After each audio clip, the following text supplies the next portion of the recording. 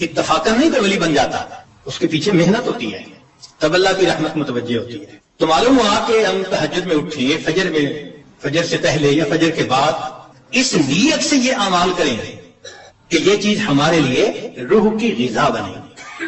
ہمارے اکابر جب دن کے کام کاج سے فارغ ہوتے تھے تو مصلی پہ آ جاتے تھے، رات گزار دیتے تھے مصلی کے اوپر۔ ان کو رات کے اندھیرے کا اس طرح انتظار ہوتا تھا جس طرح دلہا کو دلہن سے ملنے کے لیے رات کا انتظار ہوا کرتا ہے، ایسے وہ رات کے منتظر رہا کرتے۔ عشاء کے وضو سے فجر کی نماز پڑھنا، رات کا بیشتر حصہ نوافل میں کھڑے رہنا، حتیٰ کہ ہمسائے کے لڑکے بچے ان کو چھت کے اوپر ایک مینارہ سمجھا کرتے تھے۔ تو اتنا تو وہ اللہ کی یاد کیا کرتے تھے، قرآن پڑھا کرتے تھے۔ اور ہمارے قریب کے زمانے کے بزرگوں کا معمول ایک منزل روزانہ کا۔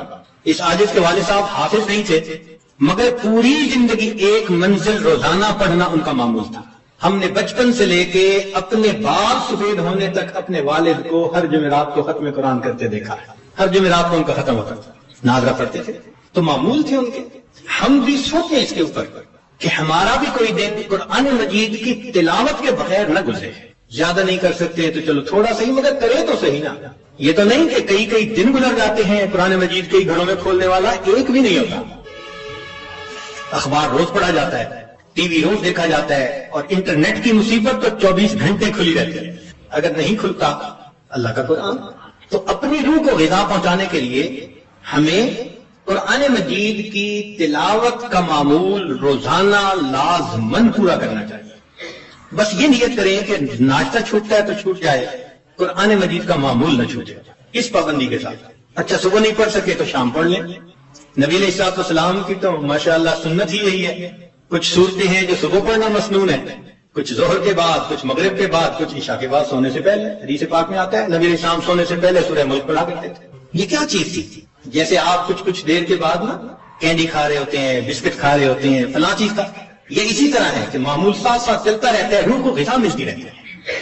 تو جتنی مسنون صورتیں ہیں یاد کریں اور ان کو دن کے مختلف اوقات میں پڑھنے کی عادت بنا لیں، از خود غذا ملتی جائے گی۔ اور جو حافظ قرآن ہو ان پر تو اللہ کی خاص رحمت، وہ اپنی منزل کے حساب سے پڑھیں۔ ہمارے اکابر تو ایک آیت پڑھتے تھے، پوری رات گزار دیتے تھے۔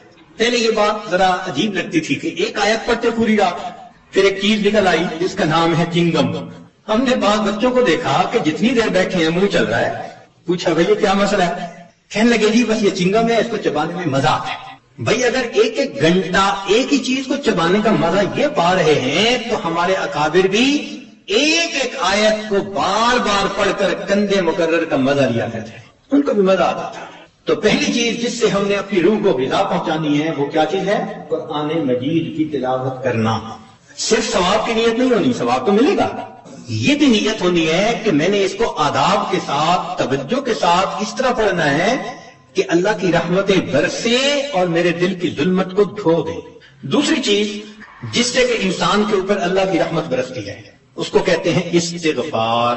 استغفر اللہ ربی من کل ذنب واتوب الیہ۔ قرآن مجید میں اللہ رب العزت نے حکم فرمایا واستغفر اللہ، استغفار کرو۔ ہمارے اکابر یہ معمول بتاتے ہیں روزانہ، استغفر اللہ ربی من کل ذنب واتوب الیہ۔ اس کو دن میں کم از کم 100 مرتبہ صبح، 100 مرتبہ شام، زیادہ وقت ہو تو 200 مرتبہ بھی پڑھ سکتے ہیں۔ مگر جب پڑھ رہے ہو تو ذرا اپنے گناہوں پر ندامت بھی دل میں محسوس کریں۔ یہ نہ ہو کہ زبان پہ استغفار چل رہا ہے اور دن میں گناہوں کے خیال چل رہے ہیں۔ رابعہ بصریہ رحمۃ اللہ علیہ فرماتی تھی استغفارنا یحتاج الی استغفار، کہ ہم ایسا استغفار کرتے ہیں کہ اس کے اوپر ہمیں استغفار کرنے کی ضرورت ہے۔ صبح برکف، توبہ برلب، دل پر از لطف گناہ، ہاتھ میں تسبیح، زبان پہ توبہ اور دل گناہ کی لذت میں پڑا ہوا ہے۔ معصیت را خن میں آیت بر استغفار ماں، میرے استغفار کے اوپر تو گناہ بھی کھڑا ہنس رہا ہے۔ تو ایسا استغفار نہ ہو، صحیح ندامت کے ساتھ ہم استغفار پڑھیں تو اللہ تعالیٰ کی رحمت برسے گی۔ دلیل قرآن عظیم الشان، بات پکی۔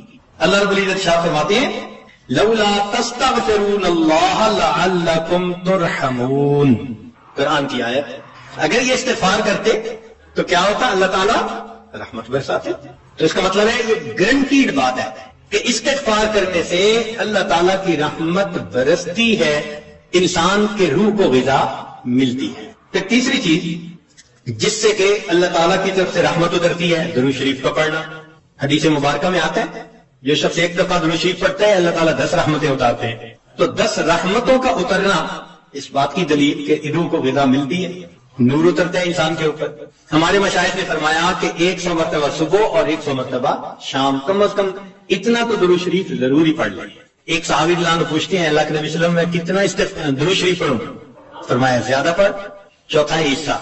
زیادہ پڑھو گے تو فائدہ زیادہ.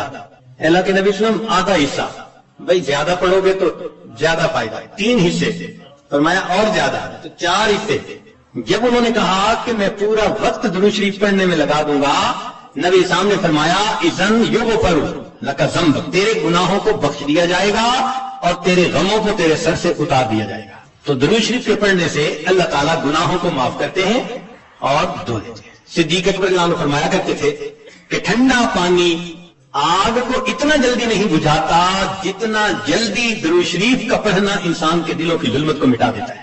سیدنا علی رضی اللہ عنہ فرمایا کرتے تھے کہ اگر اللہ تعالیٰ اور اس کے رسول صلی اللہ علیہ وسلم نے تسبیح, تکبیر, تحمید, تحلیل ان کے فضائل نہ بتائے ہوتے تو میں اپنا پورا وقت درود شریف کے پڑھنے میں گزار دیتا. تو ہم بھی درود شریف پڑھیں کم از کم 100 مرتبہ صبح اور 1 مرتبہ شام. اس سے کیا ہوگا کہ دل کو غذا پہنچ جائے گا. چوتھی چیز اللہ کا ذکر کرنا, ذکر لسانی یا ذکر قلبی جیسا بھی معمول ہو, ذکر کے کرنے سے اللہ تعالیٰ کی رحمت اترتی ہے. اور حدیث پاک سے دلیل نزلت علیہم السکینہ, ان کو رحمت ڈھانپ لیتی ہے, ملائکہ آ جاتے ہیں ان کے اوپر. یہاں لوگ مل بیٹھتے ہیں مختلف جگہوں سے آئے ہوئے اللہ کو یاد کرنے کے لیے. تو ذکر کرنے سے سکینہ کا نازل ہونا بھی اس بات کی دلیل کہ انسان کے دل کو غذا ملتی ہے. ذکر سے ذات کی محبت بھی پیدا ہوتی ہے. جتنا جس چیز کا تذکرہ زیادہ کریں اتنا اسے محبت ہوتی ہے. تو کثرت ذکر کا حکم اس لیے کہ اس سے اللہ رب العزت کی محبت انسان کے دل میں پڑتی ہے. یہ نغمہ فصل گلو لالا کا نہیں پابند, بہار ہو کے خزاں لا الہ الا اللہ. ہمیشہ ذکر کرنا ہے, ہر وقت کرنا ہے. موسموں کے بدلنے کا اس پہ اثر نہیں ہوتا. اس لیے ہمارے اکابر صبح شام کا کچھ وقت تھا جس میں تنہائی میں بیٹھ کے اللہ کا ذکر کثرت کے ساتھ کیا کرتے تھے. پھر 5ویں چیز جس سے کہ انسان کے اوپر رحمت اترتی ہے وہ ہے اتباع سنت. جتنا ہر عمل سنت کے مطابق ہوتا جائے گا اتنا اللہ کی رحمت ہم پہ برستی جائے گی. جتنا ہر عمل سنت کے مطابق. اس لیے ہمارے سلسلہ آگے نقشبندیہ میں بیعت ہونے کے بعد پہلا کام یہی بتاتے ہیں ہر کام کو سنت کے مطابق کرنا ہے. سر کے بالوں سے لے کے پاؤں کے ناخنوں تک اپنے آپ کو سنت کے مطابق ڈھالنا ہے. کیوں؟ ایک تو اجر ہے, ایک قرب ہے, اللہ کی محبوبیت ملتی ہے, اور تیسرا یہ چیز انسان کے روح کی غذا بھی ہے. دلیل قرآن عظیم الشان میں سے ارشاد فرمایا اطیعوا اللہ والرسول لعلکم ترحمون. اللہ اور اس کے رسول کی اطاعت کرو تو کیا ہوگا, تمہارے اوپر رحمت برسے گی. تو اتباع سنت سے بھی انسان پر رحمت برستی ہے. پھر 6 چیز اہل اللہ کی صحبت اختیار کرنا. قرآن مجید میں تو حکم دیا گیا یا ایھا الذین آمنوا اتقوا اللہ وکونوا مع الصادقین. یہ کونوا حکم ہے, اور حدیث پاک میں بھی حکم دیا گیا. نبی علیہ السلام نے ارشاد فرمایا علیکم بمجالسۃ العلماء واستماع کلام الحکماء فإن اللہ تعالی یحیی القلب المیت بنور الحکمہ کما یحیی الارض المیت بماء المطر. کہ جس طرح بارش کے اترنے سے اللہ مردہ زمین کو زندہ کر دیتے ہیں, اسی طرح اہل اللہ کی حکمت بھری باتوں سے اللہ دلوں کو زندہ کروا دیتے ہیں. تو دلوں کو غذا کا ملنا حدیث سے ثابت ہے. اس لیے تو فرمایا کہ انسان کہیں نہ کہیں اپنا تعلق جوڑے. مجدد ثانی رحمۃ اللہ فرماتے ہیں کہ ان مشائخ کی نظر شفا اور ان کا کلام کیمیا ہے. ان کا کلام کیمیا اور ان کی نظر شفا ہے وہی تیرے زمانے کا امام برحق جس سے کہ انسان کے دل پر نور اترتا ہے, وہ ہے تقوی کو اختیار کرنا. اس لیے ہمارے مشائخ جہاں اتباع سنت کا تلقین کرتے ہیں وہاں ساتھ گناہوں سے بچنے کا بھی حکم دیتے ہیں. گناہوں سے اپنے آپ کو بچاؤ, اور گناہوں سے بچنا, مشتبہات سے بچنا, اسی کا نام تقوی ہے. جتنا تقوی اختیار کریں گے اتنا اللہ کی رحمت برسے گی. جی تقوی اختیار کرنے سے بھی رحمت برستی ہے. وہ کیسے؟ دلیل قرآن عظیم الشان. قرآن مجید کی آیت ہے, اللہ ارشاد فرماتے ہیں واتقوا اللہ لعلکم ترحمون. تم تقوی اختیار کرو تم پر رحمتیں برسائی جائیں. تو تقوی کے اختیار کرنے سے بھی رحمت برسے. اس لیے یہ مہینہ رحمت کا مہینہ کیوں کہلاتا ہے؟ اس لیے کہ یہ ماہ سیام ہے، اور سیام کا اصل مقصد کیا ہے؟ لعلکم تتقون، اور تقوی سے رحمت برستی ہے، اس لیے اس کو شہر الرحمہ کہا، شہر الغفران کہا، حدیث مبارکہ میں شہر عظیم کہا اس شہر اس مہینے کو۔ اور ہم تو صرف رمضان کی برکتیں اگر لے پائے تو بڑی بات۔ ہمارے مشائخ تو پوری زندگی اسی ترتیب پہ گزارتے تھے، فرماتے تھے الدنیا یوم ولنا فیہا صوم، دنیا ایک دن کی ہے اور ہم نے اس ایک دن میں روزہ رکھا ہوا ہے، یعنی گناہوں سے بچنے کا روزہ، یہ مقصد تھا ان کا، پوری زندگی اسی طرح گزار دیتے تھے۔ اس لیے فرمایا للصائم فرحتان، روزہ دار کے لیے دو خوشیاں ہوتی ہیں، فرحت عند الافطار، ایک تو افطار کے وقت خوشی، وفرحت عند لقاء الرحمن، جب رحمان سے ملیں گے اس وقت بھی خوشی ہوگی۔ اس لیے یہ رمضان کا مہینہ انسان کے دل کو منور کر دیتا ہے۔ ظاہر میں تو نظر آتا ہے کہ جی بھوکا رہنا پڑے گا، مگر کہاں بھوکا رہنا پڑتا ہے؟ اگر اوور آل دیکھیں تو رمضان میں انسان زیادہ کھاتا ہے، اور جتنی نعمت رمضان میں ملتی ہے باقی مہینے میں تو ملتی نہیں ہے، مگر رمضان المبارک میں واقعی روزہ دار پر اللہ کی رحمت برستی ہے۔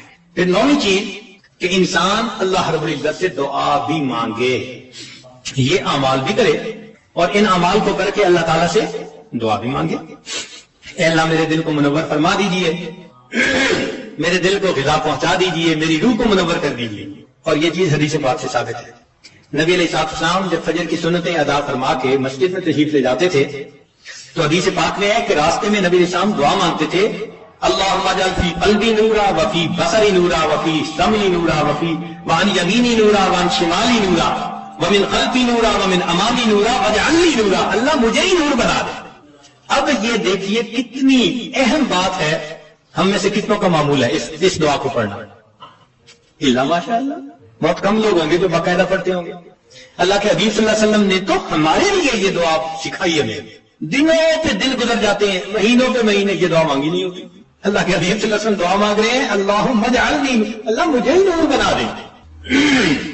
آج وقت ہے اس نور کو حاصل کرنے کا، اگر دنیا میں اس نور کو حاصل نہ کیا تو پھر قیامت کے دن پریشانی ہوگی۔ اس لیے جو نیک کام کرتا ہے، شریعت و سنت کی اتباع کرتا ہے، اللہ تعالیٰ کا قرب حاصل کرتا ہے تقوی کے ذریعے، تو فرمایا افمن کان میتا فاحییناہ، اور وہ جو مردہ تھا اس کو ہم نے زندہ کیا، وجعلنا لہ نور، اور اس کو ہم نے نور عطا کیا، یمشی بہ فی الناس، اس نور کو لے کے وہ انسانوں میں چلتا ہے اور دین کی دعوت کا کام کرتا ہے۔ تو اس نور کو دل میں لینا یہ انتہائی ضروری ہے ہمارے، اور اس نور کو لینے کی جگہ فقط یہ دنیا ہے، اس کے بعد یہ نور نہیں مل سکے گا۔ اس کی مثال یوں سمجھ لیجئے، انسان کے بدن کے بننے کی جگہ ماں کا پیٹ ہے۔ اگر بچہ اس طرح سے پیدا ہو کہ دونوں آنکھیں نہ بن سکیں تو دنیا کا کوئی ڈاکٹر دنیا میں آنکھیں نہیں بنا سکتا۔ کئی بچوں کی انگلیاں ان کی گروتھ پوری نہیں ہوتی تو دنیا میں آنکھیں پوری نہیں ہو سکتی۔